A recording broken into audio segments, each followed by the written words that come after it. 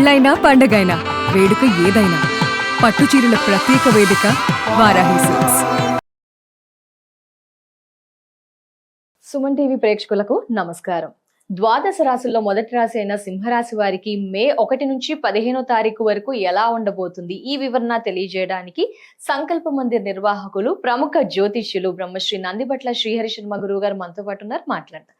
గురువు గారు నమస్కారం. గురువు గారు, వాగర్థావివ సంపృక్తౌ వాగర్థ ప్రతిపత్తయే జగతః పితరౌ వందే పార్వతీ పరమేశ్వరౌ. ఆదిత్యాయ చ సోమాయ మంగళాయ బుధాయ చ గురు శుక్ర శనిభ్యశ్చ రాహవే కేతవే నమః. శృంగేరి జగద్గురు పీఠాధిపతులకి, కంచి పీఠాధిపతులకి నమస్కారములు తెలియజేసుకుంటూ కార్యక్రమాన్ని ప్రారంభిద్దాం. గురువు గారు, మరి మే మాసం 1 నుంచి 15 వరకు ఎలా ఉండబోతుంది? 15 రోజులు ఏం తెలియజేస్తారు గురువు గారు? అశ్విని నక్షత్రం 4 పాదాలు, భరణి నక్షత్రం 4 పాదాలు, కృత్తికా నక్షత్రం 1వ పాదం మేషరాశిలో జన్మించినటువంటి వారికి ఉండబోతుంది. ముఖ్యంగా గమనించుకున్నట్లయితే మేషరాశిలో రవి బుధ సంచారము, వృషభ రాశిలో శుక్రుడు, మిథున రాశిలో గురువు, సింహరాశిలో కేతువు, అలాగే కుంభరాశిలో రాహువు, మీనరాశిలో శని కుజుల యొక్క స్థితిగతులు సంచారం జరుగుతుంది.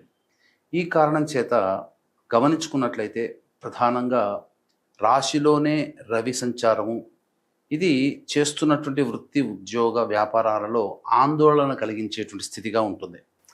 అంటే ఉద్యోగానికి ఏ ఇబ్బంది ఉండదు, కానీ ఆందోళన ఏం జరగబోతుంది అనేటువంటి యొక్క స్థితిగతులు అనేటువంటి ఉంటాయి. అయితే ప్రధానంగా గురువు కూడాను తృతీయ రాశిలో సంచారం చేస్తున్నటువంటి కారణం చేత అనవసరంగా ఖర్చులు ఎక్కువగా అవుతుంటాయి. అంటే అనుకున్నది ఒకటైతే జరిగేటువంటి ఖర్చులు ఇంకొక రకంగా ఉంటుంటాయి. అంతేకాకుండా ఇప్పుడు పంచమ స్థానంలో కేతుగ్రహ సంచారం ఇది చాలా అనుకూలం. అలాగే లాభస్థానంలో రాహు యొక్క సంచారం. ఈ విధంగా అన్ని విధాలుగా రాహుకేతులు యోగకారకులుగా ఉన్నారు. కానీ ప్రధానంగా ఇక్కడ చూసుకున్నట్లయితే ప్రధానంగా ఈ మేషరాశిలో జన్మించినటువంటి వారికి శుక్రుడు బుధుడు ఈ 2 గ్రహాలు అనుకూలంగా ఉన్నాయి. అంటే దాంపత్య సమస్యలు తొలగిపోవడము, నూతన వస్త్రాలు కొనుగోలు చేయడము, గృహోపకరణాలు, విలువైన ఆభరణాలు కొనుగోలు చేయడం, ఇవన్నీ మేషరాశిలో జన్మించినటువంటి వారికి ఉండబోతాయి. కాకపోతే ప్రధానంగా ఈ సంబంధించినటువంటి బుధుడు కూడా చూసుకున్నట్లయితే బుధుడు అంత అనుకూలం కాదు. అంటే ఏమవుతుంది, బుధుడు ప్రధానంగా రుణస్థానాధిపతి అవుతాడు, రోగస్థానాధిపతి కూడా అవుతాడు, అలాగే ఇతరులను కూడా సూచిస్తాడు. కాబట్టి ఎవరైనా డబ్బులు అప్పుగా అడిగారనుకోండి, మనం ఇచ్చేస్తే అవి తిరిగి రావు. ఇది ఆ విధంగా ఈ మేషరాశిలో జన్మించినటువంటి వాళ్ళు ఇటువంటి ఇబ్బందికర పరిస్థితులు అనేటివి ఎదుర్కొంటారు. అలాగే ఇన్వెస్ట్మెంట్స్, బుధుడు బుద్ధికారకుడు కాబట్టి తన సొంతంగా ఆలోచించి చేసే ఇన్వెస్ట్మెంట్స్ ఏవైతే ఉంటాయో అవి సాధారణంగా ఒకసారి కనుక మనం ఇన్వెస్ట్మెంట్ చేసినా అవి మనకు నష్టాన్ని కలగచేసే విధంగా ఉంటాయి. ఇప్పుడు స్టాక్ మార్కెట్స్లో డబ్బులు పెడతారమ్మా, అది మనం అనుకున్నది ఒకటైతే రిటర్న్స్ ఇంకొక రకంగా ఉంటుంటాయి. దీనికి తోడు ఏలిన నాశని ప్రభావం కూడా ఉండడం, అలాగే కుజుడు కూడా వ్యయస్థానంలో ఉండడం. ఇది ప్రధానంగా వ్యయస్థానంలో ఉన్నప్పుడు అంటే రాశ్యాధిపతి కుజుడు కాబట్టి ఆ కుజుడు వ్యయస్థానంలో ఉన్నాడు కాబట్టి తలచినటువంటి పనులలో తరచూ ఆటంకాలు అనేటివి ఈ యొక్క మేషరాశిలో జన్మించినటువంటి వారికి కలుగుతాయి. రాహువు కేతువు అలాగే శుక్రుడు ఇవి సామాన్యంగా చక్కగా యోగిస్తున్నాయి, కానీ మిగతా గ్రహాల స్థితిగతులు అనుకూలంగా లేవు. కాబట్టి అందుకనే వీక్షించేటువంటి సుమన్ టీవీ ప్రేక్షకులు ప్రధానంగా మీరు కొలిచే దైవము మిమ్మల్ని, అలాగే మీ యొక్క కులదైవము మిమ్మల్ని సదా రక్షించాలి అనే ఆలోచనతో కోరుకుంటామమ్మా. కారణం ఏంటంటే గ్రహాలు అనుకూలంగా లేనప్పుడు మనం కొలిచే దైవమే మనల్ని ఎల్లప్పుడూ కూడా కాపాడుతూ ఉంటుంది. కాబట్టి దైవానుగ్రహం అనేటువంటిది ఖచ్చితంగా సంపాదించుకోవాలి. అలాగే ఉద్యోగం కోసం ఎదురు చూసే నిరుద్యోగస్తులకి నిరాశ తప్పదు. ఆల్రెడీ ఉద్యోగం చేస్తున్నారనుకోండి, కొన్ని ఇబ్బందికర పరిస్థితులు ఉంటాయి కాబట్టి కొత్త సంస్థల్లో ఉద్యోగ ప్రయత్నాలు చేయడానికి ఇది అనుకూలము కాదు. ఇలా మనం గమనించుకున్నట్లయితే చెప్పవచ్చు. అలాగే విద్యార్థులు బాగా కష్టపడితే తప్ప ఫలితాలు పొందలేనటువంటి పరిస్థితి. ఇప్పుడంతా కూడాను ఎగ్జామ్స్ ప్యాటర్న్స్లో జరుగుతున్నటువంటి టైం ఇది. అంటే కాంపిటీషన్ ఎగ్జామ్స్ కావచ్చు, లేదా హైయర్ ఎడ్యుకేషన్ కోసం ఎంట్రన్స్ ఎగ్జామ్స్ రాసేటువంటిది. కాబట్టి అన్నీ మనకు వస్తాయని విద్యార్థులు ఈజీగా తీసుకోకూడదు. ఇక్కడ ఈ విషయం గమనించుకోవాలి. ముఖ్యంగా విద్యార్థులు అంటే 100% కష్టపడితే ఒక 70% మార్కులు ఎక్స్పెక్ట్ చేయొచ్చు. 100% కష్టపడి 90% అంటే మాత్రం గ్రహాలు అనుకూలంగా లేవు. అంటే ఏమవుతుంది, చదివిందంతా ఉంటుంది, ఎగ్జామ్ హాల్లోకి వచ్చేసరికి సరిగ్గా రాయలేకపోతారు. బయటకు వచ్చాక ఇలా ఆన్సర్ చేయాల్సింది కదా అంటే మనకి మనమే నష్టపోతుంటాం. గ్రహాలు కూర్చొని అక్కడ 100 వచ్చే చోట 70 వేయవు, కానీ మనకు ఆ సమయానికి సరిగ్గా స్పందించలేకపోతుంటాం. అందుకనే దైవానుగ్రహం తప్పనిసరి. ఇక సంబంధించినటువంటి వివాహాది శుభకార్యాలు మాత్రం బాగా గట్టిగా ప్రయత్నం చేస్తే సంబంధాలు కుదిరేటువంటి అవకాశం గోచరమవుతుంది. ఇక ప్రధానంగా గృహ సంబంధమైనటువంటి వ్యవహారాలు ఏవైతే ఉంటాయో అవి కాస్త అడ్డంకులతో మనకు ఆ సమస్యలు, గృహ సమస్యలు తొలగిపోతాయని చెప్పవచ్చు. ముఖ్యంగా వ్యయ స్థానంలోని కుజుడు సంచారం చేస్తున్నాడు, రాష్ట్రాధిపతి కాబట్టి కాస్త ఇంట్లో విలువైనటువంటి వస్తువులు చోరీ అయ్యేటువంటి అవకాశాలు కూడా గోచరమవుతుంది. అంటే నష్టము జరుగుతుంది అని చెప్పవచ్చు.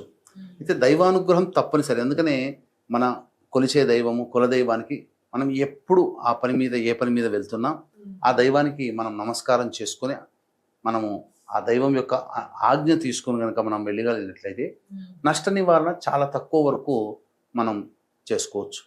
అయితే దైవానుగ్రహం అందరికీ అందించాలి, తద్వారా వాళ్ళందరూ బాగుపడాలి అనే ఉద్దేశంతో మన పీఠమాధ్వర్యంలో మే 1వ తారీఖు వైశాఖ పౌర్ణమి, అలాగే మే 12వ తారీఖు హనుమత్ జయంతి సందర్భంగా జాతకరీత్యా కలుగు విద్య, వివాహ, ఉద్యోగ, దాంపత్య, అనారోగ్య సమస్యల నివారణకి, అలాగే మేష, మిథున, కర్కాటక, సింహ, కన్య, వృశ్చిక, ధనస్సు, కుంభ, మీన రాశిలో జన్మించిన వారికి శనిదోష నివారణ హోమాల్లో భాగంగా సర్వదోష నివారణ పూజలు, హోమాలు జరిపించి శక్తిపాతం చేసినటువంటి కరుంగలి మాల ఇవ్వడం జరుగుతుంది. అవకాశం ఉన్నటువంటి వాడు స్క్రీన్పై కనిపిస్తున్న నెంబర్కి కాంటాక్ట్ చేసి గోత్రనామాదులు నమోదు చేసుకోవచ్చు. అలాగే అన్ని విధాలుగా దైవానుగ్రహం ఉంటేనే మంచి శుభ ఫలితాలు పొందుతారని ఖచ్చితంగా చెప్పవచ్చు. గురుగారు, మరి మే 1 నుంచి 15వ తారీఖు వరకు ఆదాయ వ్యయ ఖర్చులు ఎలా ఉండబోతున్నాయి? మానసిక స్థితి, మరి ముఖ్యంగా ఏం పరిహారాలు మేషరాశి వారు పాటించాలి? ప్రధానంగా చూసుకున్నట్లయితే 1, 2 తారీఖుల్లో మేషరాశిలో జన్మించినటువంటి వారికి అన్ని విధాలుగా అనుకూలము, ఖర్చుకు తగ్గట్టుగా ఆదాయం లభించడము, సమస్యల్ని పరిష్కరించుకోగలుగుతారు, సంతోషంగా కుటుంబ సభ్యులతో గడుపుతారు. ఇక 3, 4, 5 తేదీల్లో మాత్రం ప్రధానంగా మానసికమైనటువంటి ప్రశాంతత లోపిస్తుంది, ఖర్చులు అధికంగా ఉంటాయి, అన్ఎక్స్పెక్టెడ్ ఎక్స్పెన్సెస్ అంటే మనం అనుకున్నదైతే జరిగేది ఇంకొక రకంగా ఉంటుంది. పైగా ఏ ఒక్క నిర్ణయం కూడా తీసుకోలేకపోవడం అనేటువంటిది ఈ 3, 4, 5 తేదీల్లో ఉంటుంది.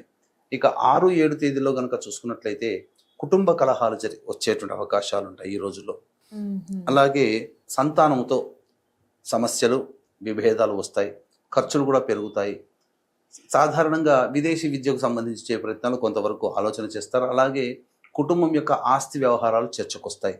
ఇక 8, 9, 10, 11, 12 ఈ తేదీల్లో కూడా చేస్తున్నటువంటి వృత్తి, ఉద్యోగంలో, వ్యాపారంలో చక్కటి పురోగతి ఉంటుంది, అధికారుల యొక్క అనుగ్రహం కలుగుతుంది.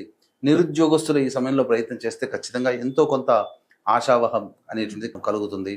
అలాగే వృత్తి వ్యాపారాల్లో బాగా లాభసాటిగా ఉండడము, ఖర్చుకు మించిన ఆదాయం లభించడము, రాని బాకీలు వసూలవడం అన్ని విధాలుగా చక్కగా ఉంటుంది. ఇక 13, 14 తేదీల్లో అయితే అనవసరమైనటువంటి ప్రయాణాలు జరిగే అవకాశం ఉంటుంది. అలాగే ఖర్చులు కూడా అధికంగానే ఉంటాయి. ఏ పని చేయాలన్నా ఆలోచన సరిగ్గా ఉండదు, జిగ్జాగ్ లాగా ఉంటుంది, ప్రతి పనులలో ఆటంకాలు అనేటువంటివి ఉంటాయి. ఇక 15వ తారీఖు మాత్రం ప్రధానంగా ఎన్నాళ్ళ నుంచో పెండింగ్లో ఉన్నటువంటి పనులను పూర్తి చేసుకుంటారు, విందులు, వినోదాల్లో కుటుంబ సభ్యులతో పాల్గొంటారు, పాత మిత్రులను కలుసుకొని సంతోషంగా జీవిస్తారని చెప్పవచ్చు. అయితే సమస్యలు అనేటువంటివి సాధారణం ప్రతి మనిషికి కూడా. సమస్యల నుంచి బయటపడాలి అని అంటే దైవానుగ్రహం తప్పనిసరి. కాబట్టి ఈ యొక్క మేషరాశిలో జన్మించినటువంటి వారు ప్రధానంగా ప్రతిరోజు కూడాను గణపతి స్తోత్ర పారాయణము, కాలభైరవాష్టక పారాయణం రోజుకి 3 సార్లు పఠించుకున్నట్లయితే చాలా మటుకు సమస్యల నుంచి బయటపడతారని చెప్పవచ్చు. అలాగే మీరు నమ్మినటువంటి మీ ఇష్టదైవము, మీరు సదా కొలుచుకునే మీ కులదైవము మిమ్మల్ని సదా రక్షించి మీ యొక్క సమస్యల నుంచి బయటపడేయాలని మనస్ఫూర్తిగా కోరుకుంటూ సర్వం శ్రీ ఉమామహేశ్వర పరబ్రహ్మార్పణమస్తు. చాలా చాలా ధన్యవాదాలు గురుగారు. మేషరాశి వారికి మే నెల 1 నుంచి 15 వరకు ఎలా ఉండబోతుంది, పరిహారాలు తెలియజేసినందుకు నమస్కారం గురుగారు.